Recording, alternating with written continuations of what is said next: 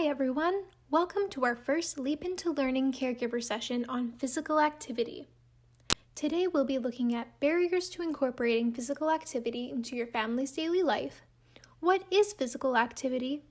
Physical activity and developmental milestones, recommended amounts of physical activity, the importance of physical activity, and strategies to incorporating physical activity into your family's daily life. Before we begin, I'll invite you to pause and think of some barriers to physical activity that you and your family may face. There have always been barriers to physical activity, such as a lack of time or limited space. But with the pandemic, you all have so much more now on your plates than ever. You shouldn't feel guilty if physical activity has become less of a priority this past year. We hope that this session provides you with some helpful information and tips to incorporate physical activity into your daily lives. Now we just want you to take a moment. You can pause the video to reflect on what physical activity looks like for you and your family. Some things that may come to mind are whether you're more or less active since the pandemic started. Does your family do any type of activity together? Do you stay indoors or do you have the ability to go outdoors? Really, any aspect about the way your family may be physically active right now. And this will look different for different people. This brings us to our next slide. What is physical activity? You may have an idea of what physical activity looks like in your head, and oftentimes when people think of physical activity, they think of the vigorous and fast-paced types like sports, running, or working out. And even though that is a type of physical activity, those activities don't give us an overall picture of what it looks like to be physically active. Physical activity simply refers to any movement from your body that uses energy. So something like sitting would not be considered physical activity because you're not moving your body. But simple things like walking up the stairs, doing laundry, and even grocery shopping are considered physical activity. As long as you're actively moving your body, you are being physically active. And that's important to keep in mind when thinking about your child being physically active. Children often engage in physical activity through play, mainly because it's fun, and the more engaging it is to them, the more likely they are to participate. We know that different types of physical activity exist, and this is also true for children of different ages. For example, an infant would be physically active during tummy time, while a school-age child may be physically active during a game of tag. So, knowing where your child is at developmentally can help with determining the types of activities that may be appropriate for them to engage in. The next two slides highlight some of the developmental milestones that children can be expected to meet over time. It is important to remember that not all children will meet these milestones at the specified age. Some will meet them earlier, while others will meet them later. The key takeaway of these milestones is that they can be utilized as a guide to determine what physical activities are and are not appropriate for our children, depending on their age and what milestones they have already met. So for example, it would not be appropriate to expect a 4-month-old to be able to grab a toy well beyond their reach. However, based on these milestones, it would be appropriate to kick a soccer ball around with a 2-year-old. Again, these milestones will not be met at the same point in time for all children, and that's okay. These milestones can help to guide you in picking physical activities based on what your child is currently capable of.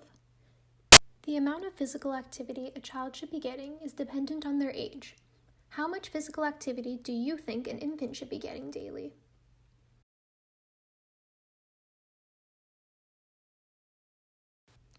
An infant should be getting at least 30 minutes of supervised tummy time daily when they are awake. This amount of time can be accumulated through the day in shorter increments of time as they tolerate it, and increased as they show interest. It is important to ensure that your infant has an open and safe place to explore, touch, and feel the environment around them. The use of their favorite toys nearby can also be used to encourage reaching. It's important to minimize the amount of time spent in confining equipment such as swings, car seats, strollers. There are situations where this is unavoidable. Sometimes you need a break or you're traveling. However, when it is possible, this equipment should be avoided, as research shows that overuse can result in a delay of motor skill development. How much physical activity should a toddler be getting?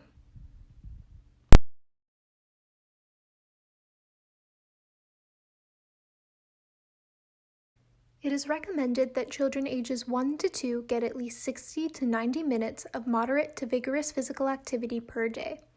Moderate physical activity can be described as intensities faster than a slow walk, but still allow children to talk easily, while vigorous physical activity can be described as intensities such as a fast walk, jog, or run that get children breathless or breathing deeper and faster than they do during typical activities. These activities can be accumulated through the day in increments of 10 or more minutes. How much physical activity should a preschool-aged child be getting?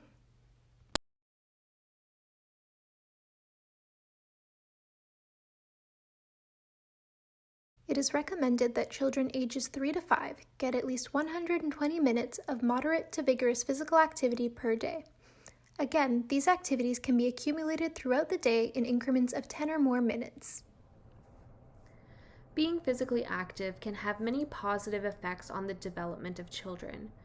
It can be beneficial for building and maintaining healthy bones, muscles, and joints, which then helps them to develop a range of movements that they can use over time. From around birth to 11 months, they'll start to develop muscle movements that will help them to be able to sit, crawl, and reach. Then, from around 1 to 2 years old, their bodies will continue to develop and they will build on the movements that they already know. They'll start to do new movements such as walking, running, and throwing. When they reach around the age of 3, they'll continue to build on those movements that they already know and will begin to do more complex movements such as jumping, skipping, and hopping. It's important to understand that physical activity can help your child develop complex movements over time. It can also be beneficial for promoting a better quality of sleep. Your child may sleep longer and feel more well rested if they've engaged in physical activity during the day. Being physically active can also aid in the development of social skills. As we've mentioned, play is one of the main ways that children engage in physical activity. So, for children that are 1 to 5 years old, it's a key time when that engagement can help them to develop skills such as sharing, communicating, problem solving, and decision making. Now that we've talked about different variations of physical activity for different age groups and the importance of it, we're going to be discussing some strategies that you can use at home that may help promote your child to be physically active. Our first strategy is to act as a role model. Children are highly impressionable and look up to their caregivers. If they see you doing something, they're more likely to do it themselves. Therefore, it is important to set a positive example by leading an active lifestyle yourself. This can be done by incorporating physical activity into your family's daily routine. Instead of watching TV after dinner, you can go for a family walk or play an active game. Another idea is to create a family fitness challenge in which each family member creates a physical activity goal for themselves and writes it down. When someone meets their goal, they get a prize like a sticker. A template for this family fitness challenge goal sheet can be found on our website. When we think of physical activity, we often think of things like sports, running, or lifting weights. However, physical activity can be and should be fun. To make physical activity fun for your child, try to incorporate their favorite characters or toys. For example, there are some Paw Patrol resources on the Nickelodeon Parents website, such as Pin the Badge on Marshall and Pup Pup Boogie Dance Game. Again, the links to these can be found on our website. Another fun and simple game that can be played is an at-home color scavenger hunt, in which you would provide your child a list of colors, and they would then go around the house and try to find items that match these colors.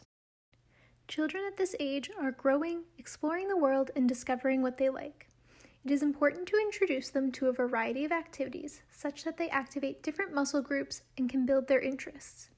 If your child enjoys a particular activity, you can introduce them to another activity that involves similar skills. For example, if your child enjoys balance games, they may enjoy yoga, dance, or gymnastics. Another strategy that can be beneficial for promoting physical activity is making sure that your child has the ability to explore their environment. If you're limited to being indoors, you can create a dedicated area for play. So this could be something like a playroom or just separating the room to create a designated play space with a rug or those floor puzzle pieces that are made out of foam. Really anything to indicate to your child that they have a place where they can go to play. This could help them to be more physically active because it may be hard for your child to know where to start if they don't have a cue to indicate that this is an area where they can individually explore and play. Another strategy is making sure that your child's toys are easily accessible to them. They can be stored in buckets, bins, or a laundry basket, and by doing this, it easily allows your child to explore their toys, which makes them more likely to initiate activities on their own. If toys are limited, you could provide your child with other safe household objects that can be used to create fun activities. For example, you could use masking tape on the floor to create a road or an obstacle course for your child, or even using recyclables such as toilet paper rolls to create binoculars for your child to go on an adventure. Really, any way of getting creative is a great way for your child to explore play. With children under 5, it's important to emphasize cooperative physical activity over competitive physical activity. And when I say cooperative, I just mean any type of play, activity, or game where no one wins or loses. Most children under the age of 5 don't understand the concept of competition. So instead of focusing on activities that involve winning and losing, just focus on the importance of the activity and how it's allowing your child to be physically active. The emphasis should be to modify activities to be cooperative rather than competitive. For example, if you have a toy basketball net, the emphasis could be on your child getting the ball into the net and not on competition against another person. For a game like Simon Says, you could modify the rules of the game. In the original game, if you do the wrong action, you're out. One way to modify it is by always saying Simon Says so that no one gets out. Or you could keep the rules of the game where sometimes you don't say Simon Says, and if your child does the wrong action, you could just tell them, "Oh, Simon's tricky, let's keep playing," and then continue the game. This way you're just focusing on the actions that Simon is saying and not on being out or the winner. It's also important to celebrate when your child is being active. Even just acknowledging what they're doing can be motivating for your child and can encourage them to continue participating in physical activities. Another strategy to promote physical activity in your child is to incorporate activities into your daily routine. One way to do this is to plan regular times during the day for unstructured active play. For example, you could incorporate a daily fun activity before lunchtime every day. This planned activity can help create a routine, and routines can help create a sense of predictability so that your child knows what to expect on a daily basis. And the more you incorporate physical activity every day, it's more likely that your child may be willing to participate. Another way to include regular active times into your daily routine is by using an activity calendar. So each day on the calendar has a specific activity to do. And these can be a good resource if you have difficulties coming up with ideas, activities, or games on the spot. There are lots of online resources for activity calendars, or you can create your own based on what you think your child might enjoy. And they can also be printed out and put on your fridge, and your child can use stickers or a marker to check off the activities they complete. And these calendars can be a fun and motivating way to get your child to engage in different types of activities. And we'll link some of these types of resources on our website. Another way to incorporate activities into your daily routine is not by adding additional time, but by incorporating physical activity into a part of your schedule that already exists. So this could be something like putting on music while you cook dinner and having a dance party. These types of strategies don't take any time out of your day and only require slight adjustments to tasks that are already in your schedule. Since we're talking about physical activity, we thought it would be important to bring up screen time because it's a big barrier to many children being physically active. We understand that it can be difficult to limit screen time, especially in these circumstances when we're at home for the majority of the time. It's something that's easily accessible and can be used to occupy your child when you're busy or stressed, and also if you have limited resources such as childcare. Just like there's different recommendations for the amount of physical activity a child should be getting, the same goes for screen time. So for children that are 2 to 4 years old, it's recommended that they have no more than 1 hour of screen time per day. And for children under 2 years old, screen time is not recommended at all.